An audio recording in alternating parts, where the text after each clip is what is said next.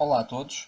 Hoje temos para vocês um vídeo de apresentação da fase final do Campeonato Nacional de Carcassonne 2019, que ocorreu no dia 14 de julho no Fórum Sintra.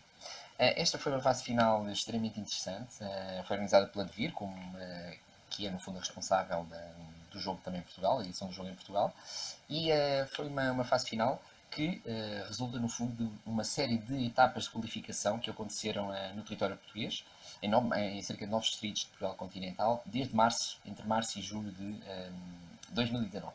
Neste caso, desde iniciando em Leiria e passando por Olhão, Braga, Vila do Conde, Évora, Lisboa, Barreiro, Coimbra, Setúbal, entre muitas outras cidades. De aspectos curiosos relacionados com as qualificações, temos, por exemplo, o facto de terem sido feitas mais de 200 inscrições nessas etapas, terem sido disputados mais de 400 jogos também, e de ter havido pessoas que participarem mais do que uma qualificação, no sentido de tentarem ser chamados para esta fase final. E nesta fase final chegaram então 28 jogadores, sendo 14 deles cabeças de série e outros 14 que não seriam. De destacar também um aspecto muito curioso, houve uma jogadora que recebeu um wildcard para vir participar, a senhora Natália Nunes, de 81 anos, que tinha vencido um torneio sénior também, organizado pelo Circo de Jogos, e que pôde estar presente nesta fase final. Aqui vocês veem no fundo os jogadores que chegaram ali à zona central do Fórum Sintra, onde correu o evento. Um evento muito bem organizado também pela Devir.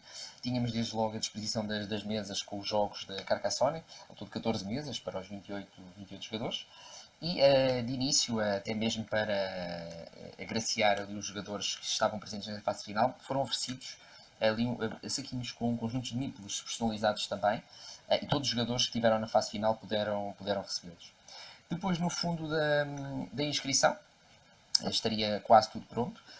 Foi também necessário dar informação também aos jogadores dos prémios que estavam em jogo, e havia novidades em relação ao ano anterior. Passou a existir um troféu para o quarto lugar. Anteriormente tinha havido troféus apenas para o primeiro, segundo e terceiro. Passou a existir também para um quarto lugar, e para além dos jogos, vários jogos da Devir que estariam a ser oferecidos, iria haver também algumas surpresas ao longo do evento, como depois iremos dar conta. Depois dessa apresentação, no fundo, foi necessário explicar de que forma se iria proceder ao torneio, precisamente a esta fase final, e isso coube naturalmente ao Ricardo Gomes, que é o responsável da organização desta etapa de qualificação em Portugal, e que explicou aos jogadores de que forma é que tudo se iria processar. Formato do torneio: 6 rondas. A primeira ronda completamente aleatória dentro do pote, um do pote A, um do pote B. Segunda ronda, vamos começar com um emparelhamento entre vencedores, e vai ser assim até à sexta ronda. Isto quer dizer que quem tiver 6 vitórias, de certeza que está na final. Quem tiver 5 vitórias, quase certeza que está na final. Quem não tiver 5 vitórias, tem que rezar muito. Potencialmente, com o empate, 4 vitórias e um empate, poderá ser que chegue. Pode não chegar à quartos de final. Portanto, vamos seguir o modelo do Campeonato do Mundo. Queremos que o dia de hoje seja uma festa. Na verdade, todos os anos tem sido um afunilamento, quase estrangular os jogadores e só passarem 4. Portanto, no Campeonato do Mundo, desde 2017, foi alterado e passaram a passar 8 jogadores, e a haver quartos de final, meia final e final. Vai ser dessa forma, portanto, não vai ser tão duro. O que eu quero dizer com os 4,5 passar é que 4,5 garante que passa. Pode haver jogadores com 4 vitórias que não consigam passar aos 8 finais. Certeza que alguém com 4 vitórias passa, mas não é garantido que passe. Alguns passam, outros não. Depois de tudo explicado, digamos, sintetizado pelo Ricardo, passou-se então ao sorteio, e que ditou logo numa primeira ronda, no fundo, um emparelhamento dos jogadores em duas colunas, digamos assim, como foi explicado por Ricardo. Do lado esquerdo, os jogadores que eram cabeças de série, e do lado direito, os que não seriam. Embora, por vezes, como depois acabou por significar, nem sempre o ser cabeça de série possa significar que o jogador tenha à partida o jogo ganho. No fundo, correu a primeira ronda, com os jogadores, no fundo, muito empenhados.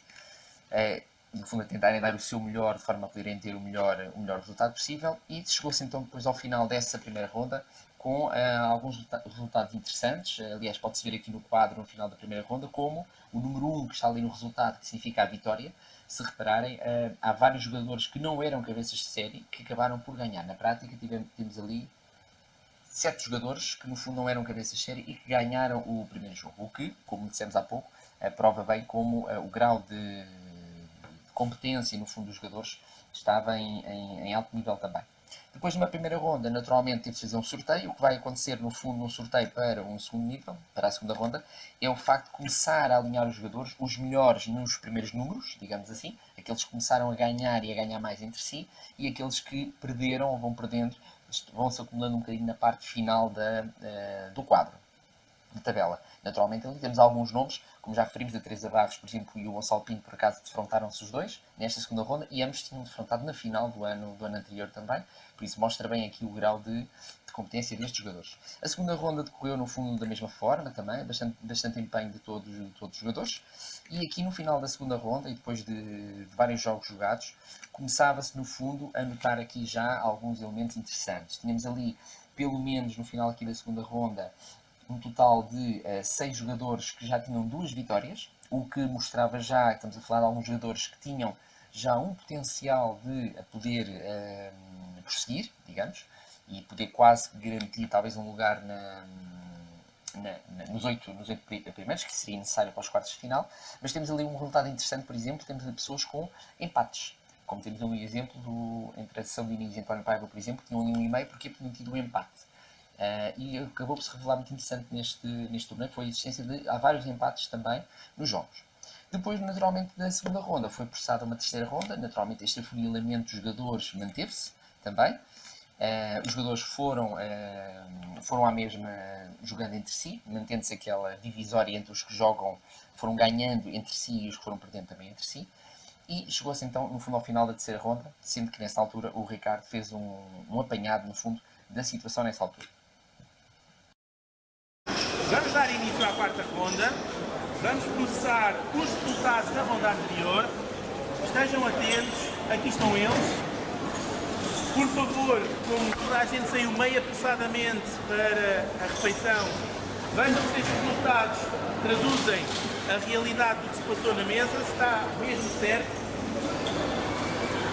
Temos alguns resultados bastante dispares, temos 2 empates na última ronda.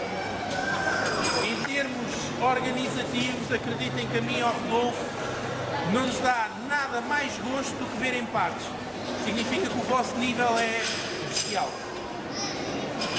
E 6 empates, ou 3 empates, 6 resultados de empate nesta altura, era algo que ninguém conseguia imaginar. Chegados então ao final da terceira ronda, o facto de existir ali 3 jogadores já com 3 vitórias era já um bom indicador de que tinham fortes possibilidades de poder chegar aos 8 primeiros e ficar nos 8 primeiros no final das 6 rondas, embora no fundo não fosse ainda garantido. E a parte da tarde acabou por trazer bastantes surpresas. Foi no fundo